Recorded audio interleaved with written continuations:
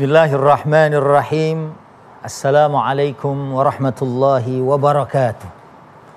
Bismillah, alhamdulillah, wassalatu wassalamu ala sayyidina rasulillah, amma ba'd. Para pemirsa Damai Indonesiaku yang mudah-mudahan semuanya dimuliakan oleh Allah Subhanahu wa ta'ala. Alhamdulillah, sampai saat ini kita masih mendapatkan nikmat yang banyak dan kita bersyukur kepada Allah Subhanahu wa ta'ala. Dan pada bagian yang pertama saya diminta untuk berbicara tentang kebanyakan manusia yang cenderung ingkar terhadap nikmat Allah Subhanahu wa ta'ala. Sebagaimana ayat tadi sudah dibacakan bahwa innal insana li rabbihi lakanud. Sesungguhnya manusia terhadap Rabbnya atau terhadap Tuhannya kanud. Di dalam tafsir Ibnu Katsir kata kanud ditafsirkan sebagai lajahudun kafur. Ini pakai wazan fi'il fa'ul. Artinya banyak melakukan pembangkangan, banyak melakukan keingkaran, dan kafur, banyak melakukan kekufuran terhadap Allah Subhanahu wa ta'ala. Memang Allah Subhanahu wa ta'ala mustahil memiliki sifat-sifat yang jelek. Allah memiliki al-asma al-husna, nama-nama yang baik. Wasifatihil ula, dan sifat-sifatnya juga merupakan sifat yang baik. Berbeda dengan manusia, makhluk ciptaannya. Di dalam Al-Quran surat Asy-Syams disebutkan bahwa a'udzubillahi minasyaitonir rajim fa'alhamaha fujuraha wa taqwaha. Manusia selain Allah ilhamkan sifat takwa, manusia punya sifat fujur.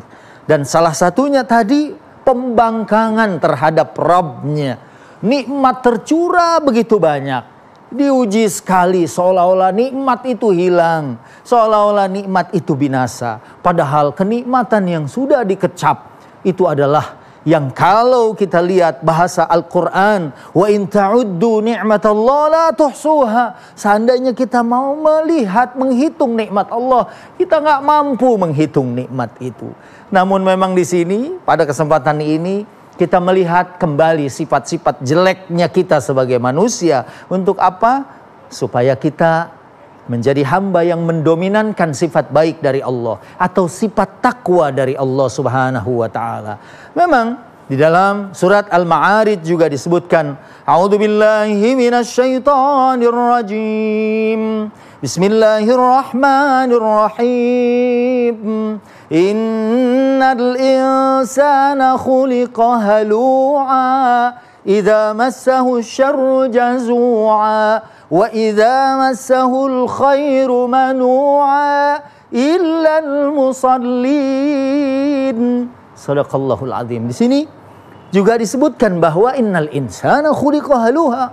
Manusia itu memang diciptakan oleh Allah al-halu, suka berkeluh kesah. Idza massahu syarru jazu'a, kalau ditimpakan keburukan, wah banyak mengeluh. Tapi idza massahul khairu manu'a, ya apabila diberikan kebaikan mereka kikir, ya mereka lupa dan mereka lalai dari beribadah kepada Allah Subhanahu wa ta'ala. Para pemirsa yang dimuliakan Allah Subhanahu wa ta'ala, memang manusia disebut juga ladzalumun kafar, adalah sebagai makhluk yang menganiaya diri, lagi ingkar kepada Allah Subhanahu wa ta'ala. Alhamdulillah pada kesempatan ini kita mau melihat ayat-ayat Allah Subhanahu wa ta'ala yang insya Allah dengan itu kita kemudian mau belajar dan kemudian mau bersyukur kepada Allah Subhanahu wa ta'ala atas segala nikmat. Dan disebutkan tadi ya bahwa manusia lakanut, lajahudun kafur. Juga di dalam surat Al-A'la, surat Al-Alaq juga disebutkan bahwa kalla, pakai harfu jazr, ya kalla innal insana la yatgha. Ya, manusia ini disebutkan oleh Allah Subhanahu wa ta'ala sebagai makhluk yang melampaui batas. Ya, fa amma man tagha wa athara al-hayata ad-dunya fa innal jahima hiyal ma'wa. Nauzubillah, kalau kita sebagai manusia kemudian melampaui batas, tidak mau bersyukur, tidak mau ruku, tidak mau sujud, tidak mau beribadah kepada Allah Subhanahu wa taala. Diuji sedikit aja kemudian sudah mencaci, mencela Allah Subhanahu wa taala. Atau kalau ada orang-orang yang ahli taat, ahli ibadah, diuji dia dengan musibah, dia mengatakan, lihat si fulan itu ahli ibadah saja mendapatkan sesuatu yang buruk. Padahal sesuatu itu buat orang yang bersyukur tetap menjadi sesuatu kebaikan buat kehidupannya. Dan mudah-mudahan ya, manusia adalah makhluk yang suka atau banyak berbuat ingkar ini mengingatkan kita untuk menjadi hamba yang disebutkan lawan dari kata kanud tadi, yaitu jahudun, kafurun, yaitu banyak membangkang, banyak ingkar, banyak melakukan kekufuran. Malah mungkin merasa melakukan satu peribadatan dan ketaatan kepada Allah, padahal dia melakukan penyimpangan atau melakukan cara beribadah yang menyimpang dari aturan agama Allah Subhanahu wa taala yang diajarkan atau yang diinginkan oleh Allah dan Rasulnya Sallallahu Alaihi Wasallam. Dan dengan ini ya kita kemudian merenung dan melihat, oh, saya termasuk orang-orang yang kanud, orang-orang yang tagha, atau termasuk orang-orang yang bersyukur dengan kemudian ruku dan sujud mengabdi kepada Allah Subhanahu wa taala, mengambil aturannya, ketentuannya, ketetapan hukumnya, dan kemudian kita tatbik, kita terapkan dalam kehidupan kita sehari-hari. Saudaraku yang dimuliakan Allah, mudah-mudahan ya apa yang saya sampaikan ini di awal pembuka ya, sebelum nanti kita sambung lagi ya, di sini akan mengingatkan kita bahwa manusia memiliki sifat yang buruk, sifat yang memang ini menjadi tantangan buat kita supaya kita nanti mendominankan sifat takwa.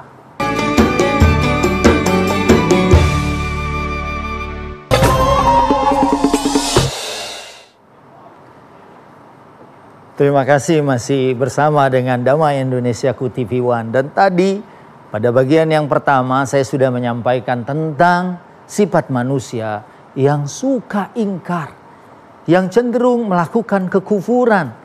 Dan tadi sifat kanud, ya, melakukan jahud atau pembangkangan kepada Allah Subhanahu wa taala dan enggan bersyukur kepada Allah Subhanahu wa taala. Dalam kesempatan ini saya ingin sedikit menyampaikan kisah sebelum nanti Syekh Babe Hasan Haikal Hasan akan menyampaikan kelanjutannya. Kemarin ya, karena social dan physical distancing, silaturahim Idul Fitrinya baru kemarin saya lakukan ke rumah Mamah Dede. Nah, dalam silaturahim saya dapatkan betapa kemurahan beliau, sering membantu duafa anak yatim. Dan beliau pernah menceritakan dari banyak orang yang dibantu, dia sudah lupa siapa-siapa yang pernah dibantu. Tiba-tiba orang mengenalkan dirinya, "Mama, ini dulu saya pernah dibantu, ini dulu saya pernah begini." Tapi ada yang diingat oleh beliau, disekolahkan dari TK sampai perguruan tinggi. Dan saat dia sudah menjadi sukses, saat berpapasan, menegur pun tidak. Nah, ini mungkin saya ketengahkan manusia kadang-kadang lupa untuk bersyukur. Kepada manusia saja, manusia cenderung lupa. Karena man lam yaskurin nas, lam yaskurillah. Siapa yang belum berterima kasih kepada manusia, dia belum dianggap berterima kasih kepada Allah Subhanahu wa ta'ala. Kalau kita mau bandingkan, maaf, dengan hewan saja, dengan maaf anjing, cuma diberi sepotong tulang oleh majikannya, ya. Tapi saat majikannya meninggal dunia, anjing itu menunggui, ya, tuannya atau majikan yang cuma memberikan sepotong tulang di kuburannya. Ini adalah satu gambaran. Jangan manusia itu disebutkan di dalam Al-Quran surat yang ke-7 Al-A'raf ayat 179, ulaika kal an'am bal hum adall. Mereka seperti binatang ternak, malah lebih buruk lagi, lebih jelek lagi dari binatang ternak. Binatang saja berterima kasih kepada orang yang memberikan nikmat. Tapi manusia, ya, jangankan sama Allah Subhanahu wa ta'ala, sama manusia aja kadang dia lupa. Apalagi Allah yang sudah memberikan kenikmatan yang begitu besar, luar biasa. Cobalah, apalah dari bagian tubuh kita ini, ya, ginjal kah, ya, Yang orang kalau naudzubillah, mudah-mudahan semuanya kita diberikan sehat walafiat oleh Allah Subhanahu wa taala. Kalau ini udah gagal, cuci darah alatnya itu gede banget. Bandingkan dengan ciptaan Allah, ya. Yang simple tapi pekerjaannya sangat luar biasa. Oleh karena itu menyambung di sini kekufuran kita, ya nanti kita akan saksikan pada hari kiamat. Di dunia pun kadang Allah memberikan ujian dan cobaan kepada kita. Ini memang buat orang yang beriman supaya dia kembali. Buat orang yang lupa supaya dia diberikan peringatan. Dan mungkin buat orang yang kufur terhadap Allah Subhanahu wa taala, bisa jadi azab ini menjadi baik buat diri mereka. Karena kemudian menyadarkan, oh ternyata selama ini saya kurang syukur. Ternyata selama ini saya adalah orang yang termasuk membangkang dan mengkufuri nikmat Allah Subhanahu wa taala. Oleh karena itu saya juga ingin menyampaikan, ya, di dalam surat Al-Kahf yang sering kita baca, ya, bahwa nanti, ya, saat orang menerima catatan amal perbuatannya, ya, mereka mengatakan, ya wailatana, ma li hadzal kitab la yughadiru saghiratan wala kabiratan illa ahsaha. Waktu nanti kita pada hari kiamat menerima catatan amal kita, dan orang-orang yang kufur, orang-orang yang ingkar, orang-orang yang tidak bersyukur kepada Allah Subhanahu wa taala mengatakan, "Mali hadzal kitab? Kitab apa ini? La yughadiru saghiratan wala kabiratan illa ahsaha." Ya, jangankan perkara yang besar, perbuatan yang kecil sekalipun di dalam kehidupan dunia, illa ahsaha, semuanya tercatat di dalam kitab yang nanti akan kita terima. Ya, dan mereka semua orang-orang yang kufur dari nikmat Allah Subhanahu wa taala, mereka-mereka yang membangkang, ya, akan mendapatkan semua yang mereka lakukan di dalam catatan amal perbuatan mereka. Nah, kalau kita menginginkan catatan amal kita baik, apalagi nanti menerimanya dengan tangan kanan kita, ya, yang kalau kita menerima catatan amal kita dengan tangan kanan, ya, akan mendapatkan hisaban yasir. Wa yanqalibu ila ahlihi masrura. Kita dihitung mudah, dihisapnya mudah. Mungkin sebagai contoh dihisap mudah itu, ya, sekarang kita lagi belanja di supermarket, tiba-tiba ada yang datang, "Pak Ustadz, udah biarin saya yang bayarin." Ya, waduh jangan Pak. Ya, udah biarin saya yang bayar.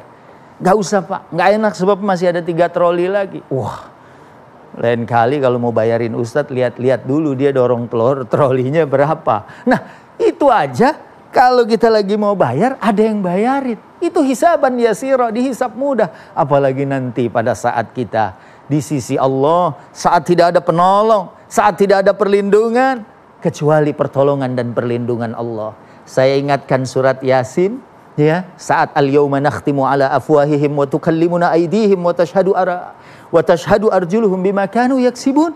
Itu nanti anggota tubuh kita aja saling berantem, ya, saat kulit, ya, ditanya, ditegur, "Kenapa kamu ngadu?"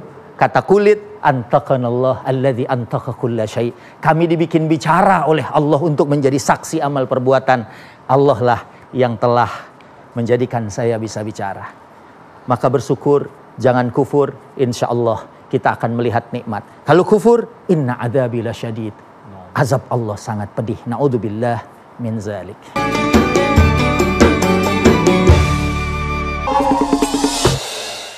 Baik, terima kasih pemirsa, Anda masih bersama kami dalam Usahaku yang mengangkat tema tentang banyak menghitung musibah, lupa akan nikmat. Maka tentu saja tujuan yang paling akhir adalah akhirat. Lantas bagaimanakah sesungguhnya kita harus zuhud di dunia ini? Bagaimanakah kita memaknai zuhud? Babe Haikal akan menjelaskan pada kita. Silakan, Babe. Assalamualaikum warahmatullahi wabarakatuh. Alhamdulillahirabbil alamin, wassalatu wassalamu ala rasulillahi nabiyil karim. Tadi pemirsa, Ustadz Subki sudah menjelaskan tentang nikmat yang luar biasa. Mas Agung juga udah menyampaikan juga, kok musibah dihitung-hitung?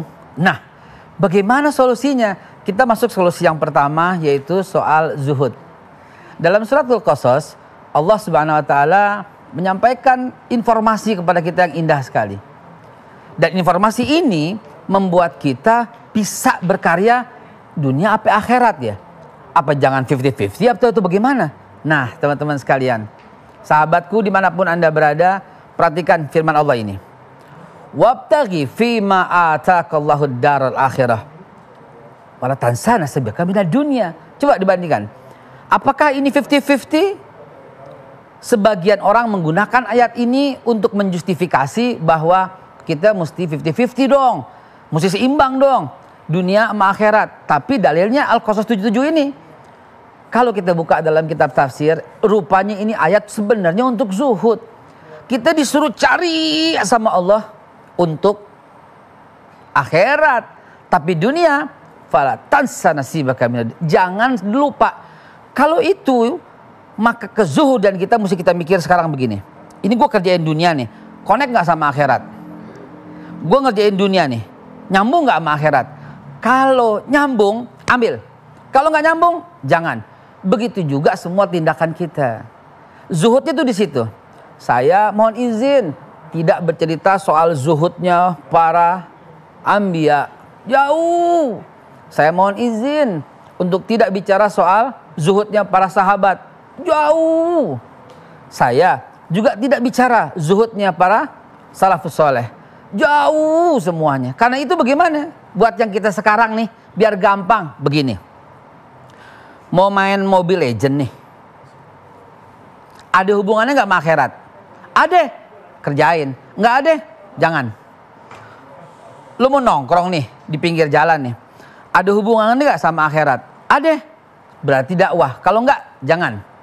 Mau adain acara reuni nih. Nah, ada hubungannya gak sama akhirat? Ada, kerjain. Enggak ada, jangan. Dan semuanya seperti itu. Mau bisnis nih, mau bisnis. Nyambung gak nih sama akhirat? Nyambung, kerjain. Nggak nyambung, jangan. Itu yang disebut wala tansa nasibaka minad dunya. Tapi tetap wabtaghi fima ataqallahu daral akhirah. Tetap kita cari yang paling utama kehidupan akhirat. Dunia jangan dilupain. Tapi kalau umpamanya akhirat terus sampai kita bajunya jelek, makannya jelek, gizinya jelek, semuanya jelek, maka ini yang dilarang. Teringat kan kisah Umar ibn Khattab ketika melihat seseorang di masjid terus, pagi di masjid, siang di masjid, sore di masjid, malam di masjid, keluar nggak? Katanya begitu kan? Nah kebanyakan dari kita ini sok zuhud padahal malas. Ini terjadi di kantor-kantor. Saya sering melihat datang kantor itu jam 7.59, buru-buru absen. Tapi dia nggak kerja, dia ke musolah, dia sembahyang duha sampai jam 9. Zuhud, seolah-olah zuhud, padahal dia malas. Begitu duduk sebentar, jam 10 baru mulai kerja, dikit-dikit, tahu-tahu begitu jam 11 lewat, langsung ke masjid, ke musolah kantor lagi. Duduk, tadarus, seolah-olah zuhud. Seolah-olah zuhud. Kan kita mesti cari kehidupan akhirat, seolah-olah benar. Zuhur dia sembayang, abis itu dia sembayang lagi, lalu kemudian ditadarus sampai jam 1 lewat, baru dia balik. Makan siang dulu. Jam 2 baru duduk lagi di mejanya. Ini zuhud? Enggak, ini males. Ntar jam 3 buru-buru. Ntar tahu-tahu buru-buru. Jadi efektifnya berapa? Jadi teman-teman sekalian, ini pura-pura zuhud. Betul, kita mesti cari dunia dan akhirat. Tapi coba dibayangkan, Anda sudah teken kontrak loh. Saya akan kerja jam segini sampai dengan jam segini. Itu saksinya Allah. HRD dia cuma ngelihat doang, tapi di tangan Allah lah perjanjian itu. Direktur dia cuma lihat doang, tapi di tangan Allah lah semuanya itu. Jadi bagaimana dong? Lu mau duha? Ya kalau duha sebelum jam 8. Itu baru benar karena jam 8 adalah waktunya bekerja total. Sampai jam berapa? Sampai jam 12. Lo mau sholat zuhur, ya azan jam 12 ke musolah. Sholat lalu kemudian makan jam 1, tepat lagi udah duduk lagi. Nah ini yang dimaksud kita mesti zuhud. Iya, begitu urusannya akhirat lepas semua. Tapi perjanjian dengan pekerjaan itu jangan sampai terabaikan. Cari untuk akhirat dan jangan lupakan kehidupan dunia. Bisa diseimbangkan bahwa zuhud yang saya contohkan tadi sebenarnya bukan zuhud. Dia mengemas dirinya pura-pura zuhud padahal malas. Mudah-mudahan di awal ini kita nambah pengertian. Oh, berarti selama ini kalau saya mendapatkan musibah berarti karena kemalasan saya dong. Selama ini kalau saya mendapatkan keapesan, kesialan, yang kita nggak suka, jangan-jangan ini urusannya kemalasan nih. Kalau begitu, di sesi berikutnya akan kita perdalam lagi tentang musibah ini sebab siapa ya? Jangan-jangan sebab kita. Pemirsa, kita diminta untuk paham soal musibah dan juga nikmat. Tetapi kebanyakan dari kita ketika diuji dengan musibah seolah-olah dunia runtuh. Tapi diuji dengan nikmat malah kurang. Karena itu di akhir sesi yang saya mau sampaikan ini adalah coba deh berapa banyak kita jago menghitung musibah tapi akibatnya melupakan nikmat. Karena nila setitik rusak susu sebelanga. Itu kata peribahasa. Karena hujan sehari basah semua atau yang kemarau itu akan hilang semua. Itu peribahasa. Tidak selamanya peribahasa benar. Tidak selamanya. Tapi kalau Al-Quran pasti benar. Nah, apa yang Al-Quran sampaikan buat kita? Begini teman-teman. Lihat ya. Kebanyakan dari kita menyangka dengan kenikmatan ini udah pasti lolos masuk surga. Padahal belum datang musibah kepada kita. Hati-hati. Hati-hati.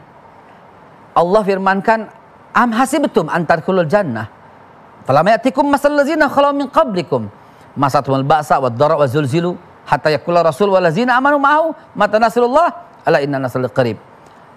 Apa kamu mengira akan pasti masuk surga padahal belum datang kepada kamu musibah? Karena itu musibah yang datang kepada kita ini insya Allah berbuah kebaikan tergantung bagaimana cara kita melihatnya. Banyak menghitung musibah tapi lupa akan nikmat, ini indikasi kufur nikmat.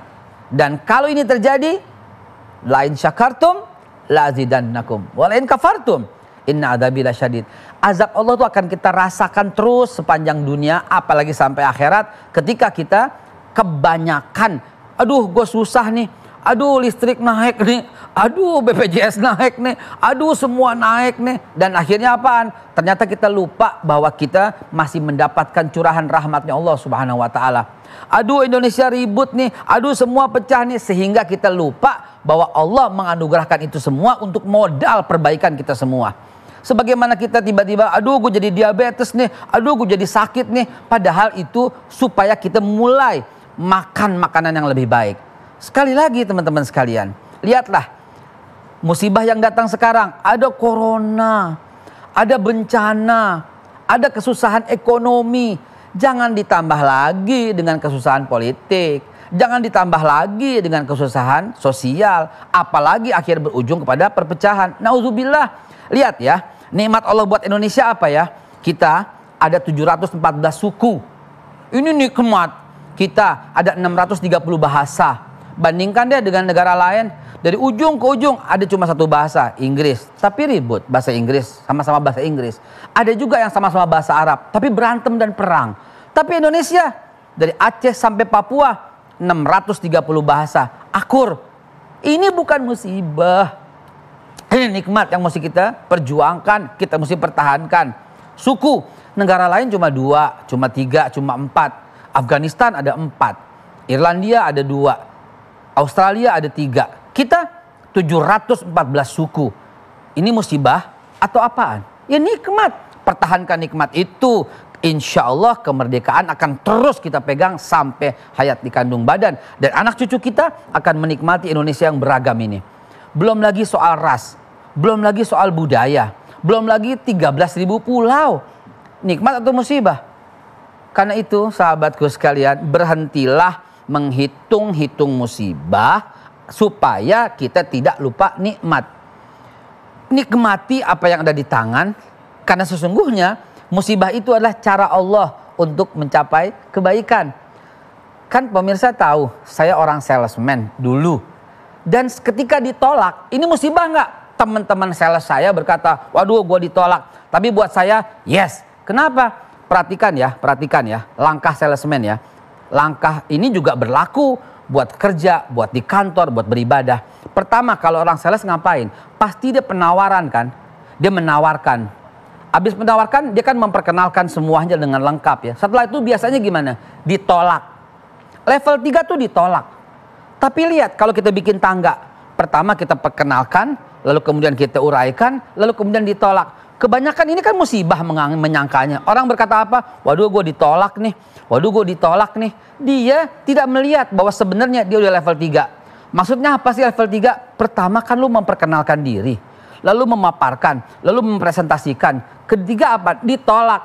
Ini level 3 sebenarnya. Saya ditolak. Saya berkata apa dulu? Yes. Kenapa? Level 3. Level 4-nya apaan? Negosiasi. Level 5-nya deal. Lihat nggak? Begitu juga yang lain. Jadi mulai sekarang ketika kita mendapatkan musibah, lihat di belakangnya. Inna ma'al usri yusra.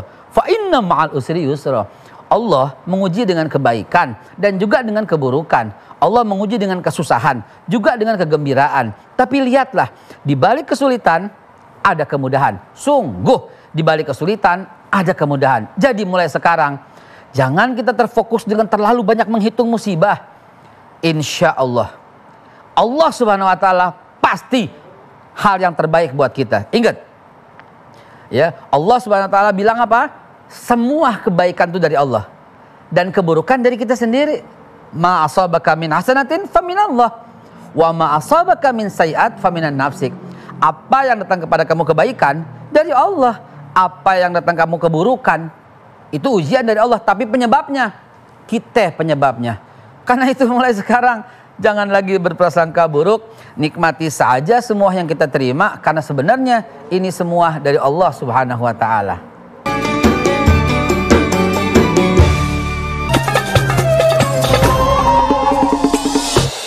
Baik, terima kasih Anda masih bersama kami dan Mendesaku, dan alhamdulillah kita sampai di segmentasi tanya jawab. Insya Allah pertanyaan-pertanyaan yang telah kami kumpulkan ini sekaligus juga mewakili pertanyaan-pertanyaan Anda seputar permasalahan yang sama-sama kita hadapi. Terlebih dahulu kita menuju ke Indah Kirana. Baik, Assalamualaikum Indah. Waalaikumsalam warahmatullahi wabarakatuh. Silakan diulangi lagi pertanyaannya. Baik, Assalamualaikum Ustadz Sufki, Babe Haikal. Alhamdulillah, mudah-mudahan sehat semua ya. Amin, amin.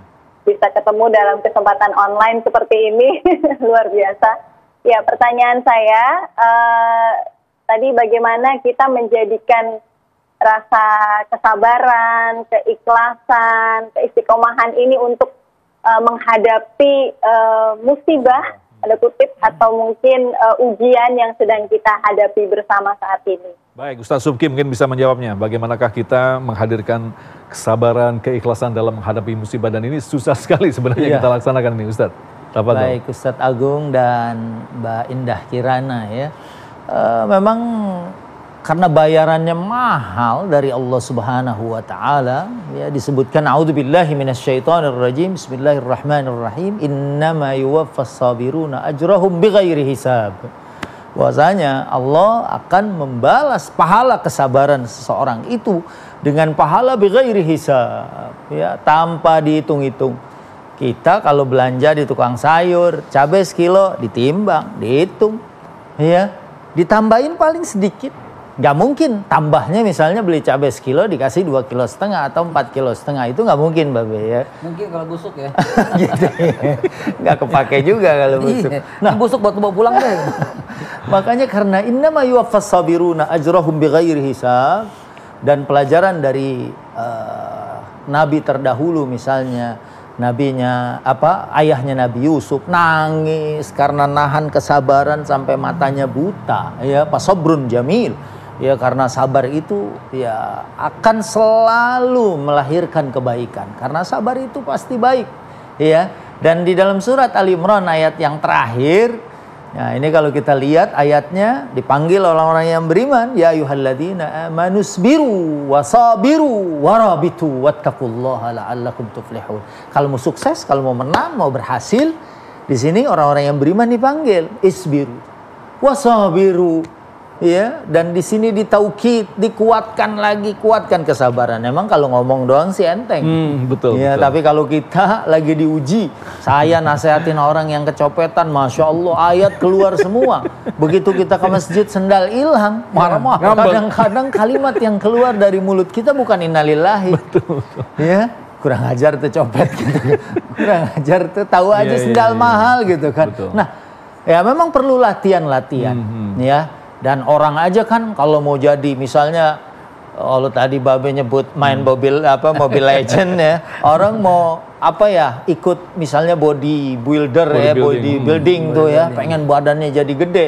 Kan nggak mungkin langsung angkat 100 kilo kalau baru latihan. Gitu ya. Pasti dari yang kecil-kecil dulu. Kadang kita nggak sabar tuh. Saya ikut nge-gym, ya dikasihnya yang kecil. Sementara sebelah saya perempuan gede banget ngangkatnya gitu kan. Padahal itu tadarruj.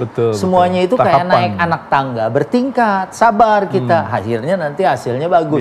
Ada orang nggak sabar, mau langsung nge-gym, langsung angkat 200 kilo. Jadi nggak ada yang instan begitu ya? Iya, gede juga, cuman tempat gedenya salah gitu kan. Karena bengkak kan. Nah, di sini karena kita mau dapat pahala yang besar, maka kita disuruh bersabar, kuatkan kesabaran.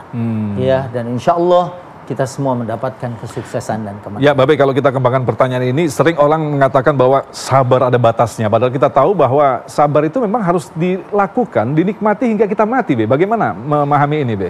Sabar ada batasnya. Pas itu lu nggak sabar. Oke. Menggugurkan yang sabar kemarin. Iya. Sabar ada batasnya, bro. Pas, nah ini udah waktunya nih.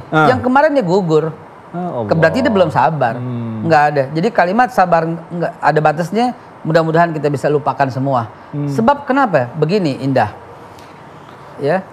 Ayatnya udah kita hafal. La yukallifullahu nafsan illa wus'aha. Allah nggak akan kasih beban kecuali sekedar kemampuan. Sekali lagi ya, ini sebenarnya rumus Newton 3 waktu kita di SMA zaman dulu. EA sama dengan ER. Wah, energi aksi sama dengan energi reaksi. Jadi apapun aksinya, reaksinya sama. Begitulah hukum alam. Padahal itu firman Allah suratul Baqarah yang terakhir loh. Allah nggak memberi beban kecuali sekedar kemampuan. Allah nggak memberi beban kecuali kemampuan. Allah nggak beri beban kecuali kemampuan. Allah nggak beri beban kecuali kemampuan. Allah nggak beri beban kecuali kemampuan. Sekali lagi ya, Allah nggak beri beban kecuali kemampuan. Pasti sejajar. Itu janji Allah Subhanahu Wa Taala. Jadi nggak mungkin Allah kasih beban yang kita nggak sanggup. Tidak mungkin. Allah tidak pernah ingkar janji. Sekarang ketika kita beban yang kecil, detik yang sama Allah kasih kemampuan yang kecil. Ketika kita nih dapat beban yang sedang, detik yang sama Allah kasih kemampuan sedang. Ketika dapat beban besar, musibah besar, demi Allah, detik yang sama Allah kasih kemampuan besar. Sekarang saya tanya lagi, kebanyakan dari kita pengen beban kecil atau beban besar? Kecil. Padahal Allah akan kasih kemampuan kecil. Buat di kantor, job desk-nya mau selembar apa mau 3 lembar? Cuma 3 lembar dong. Mestinya job desk-nya 3 lembar. Kenapa? Karena pasti Allah kasih kemampuan yang untuk 3 lembar. Nah, job desk-nya yang mau 10 lembar, itu job desk-nya para direktur. Dia mengelola semuanya. Karena itu Allah kasih kemampuan besar, mengelola 1000 orang bisa, mengelola 500 orang bisa. Tapi ada orang ngelola 1 orang nggak bisa, ngelola dirinya aja nggak bisa. Mudah-mudahan jawaban ini membuat kita, oh iya ya, ketika kita terima beban, demi Allah, detik yang sama Allah kasih kemampuan. Saya tutup kalimatnya buat Indah supaya ingat terus, jangan sampai lupa begini. Tidak mungkin Allah letakkan keinginan ataupun beban di hatimu kecuali disertainya dengan kemampuan untuk mencapai keinginan itu. Masya Allah. Sekali lagi, tidak mungkin Allah kasih keinginan atau beban bagimu kecuali detik yang sama Allah kasih kemampuan untuk mencapai keinginan itu atau menghilangkan beban itu. Janji Allah tidak pernah meleset. Wow, luar biasa. Indah, bagaimana jawaban dari guru-guru kita? Ya, alhamdulillah ya. Ini hati rasanya semakin besar, semakin lega dengernya ya. Insya Allah punya kemampuan untuk menghadapi ujian ini. Dan tentunya mungkin kalau yang namanya sabar ikhlas itu bagi setiap orang beda-beda ya. Seperti ini yang terjadi sekarang ini kan mungkin ada yang saya merasakan juga karena saya juga ada usaha gitu ya, usaha sendiri. Jadi ada yang harus di PHK seperti itu, dirumahkan pekerjaannya. Kemudian tak dipungkiri juga bahwa seorang pengusaha yang mungkin kelihatannya pengusaha, direktur pengusaha besar gitu ya, tapi mereka juga menghadapi situasi yang juga nggak kalah rumit gitu loh, seperti situasi ekonomi saat ini gitu. Jadi mungkin sabar dan ikhlas bagi setiap orang beda-beda ya Ustadz ya. Nah sebenarnya pertanyaannya nih, tujuannya apa nih Allah kasih kita ujian sebesar kemampuan kita itu? Oke, Ustadz Subki silakan. Ya, sebenarnya yang ujiannya paling besar itu adalah para rasul. Okay. Dan di antara para rasul ada lagi yang disebut dengan ulul azmi. Fasbir kama sabara ulul azmi minar rusul. Masya Allah. Jadi di antara rasul ada lagi rasul ulul azmi, ya kan? Nabi Muhammad SAW, Nabi Musa, Nabi Isa, ya alaihi salam, yang punya tingkat beban yang tinggi. Tadi Babe udah nyampein, mau 1 apa mau 3, ternyata bebannya 3, itu pahalanya lebih besar, kemampuannya lebih besar, ya, dan segala macamnya. Ya ada aksi reaksinya tadi, Newton 3 ya Be. Saya padahal Newton 1 sama 2-nya lupa. Tapi karena diingetin Newton 3, ya, dan itu sama juga gitu kan. Ya sekarang emang kondisinya kayak gitu. Kadang-kadang, ada karyawan dirumahin, tetangga saya malah demen loh dirumahin. Kerja dari rumah tapi gaji nyampe kan gitu. Daripada jalan ke kantor. Ada juga ya memang, ya sekarang ini termasuk saya juga, ya kerjaan kan kalau nggak di pesantren di sekolahan. Pesantren mas sekolahan masih tutup sebagian. Ini ya majelis-majelis juga masih tutup. Ya udah ini hitung pematangan kita, bener nggak nih kita ngucapin sama orang selama ini kan sabar. Ya orang yang lain mungkin yang di rumah nih yang sering dengerin dakwah kita, dia udah dapat ujian kesabaran dan mereka udah sukses nahan lapar. Nah sekarang gantian nih gitu. Ente biasanya ngomong doang nih. Babe, mungkin bisa ditegaskan apa yang telah dialami oleh Rasulullah yang sudah tercatat dalam Al-Quran dan hadis adalah menegaskan kepada kita ujian yang kita alami, kita mungkin merasa saat ini aduh susah banget, Rasulullah juga lebih susah dari kalian. Mungkin bagaimana menjelaskan ini, Babe? Baik, begini. Banyak orang protes. Waduh, ngaji kok diawasin gitu kan ya. Tahu nggak zaman Rasulullah ngaji itu dibunuh. Lebih berat lagi.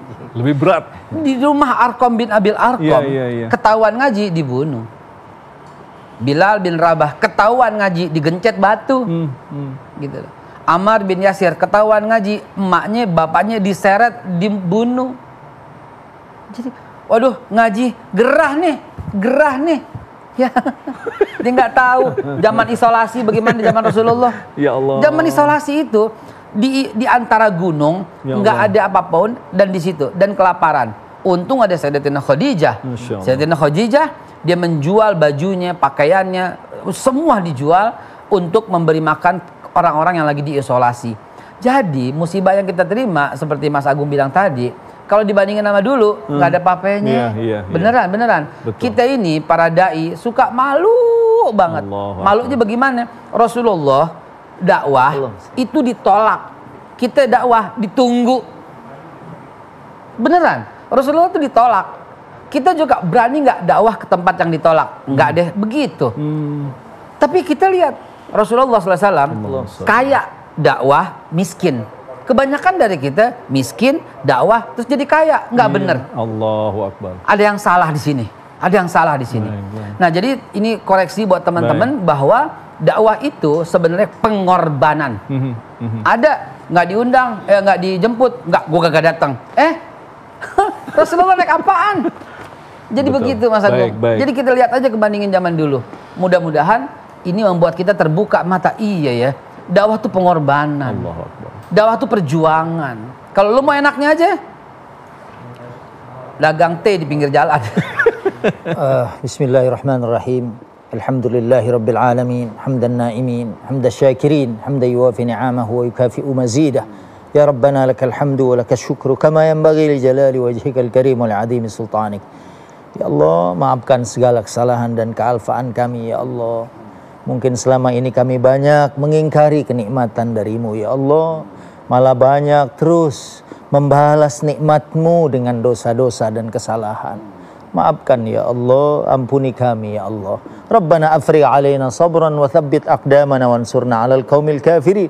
Anugerahkan kami kesabaran untuk menghadapi berbagai ujian ini. Sabar dalam ibadah, dalam takwa, dan dalam menjalankan semua tugas-tugas kami.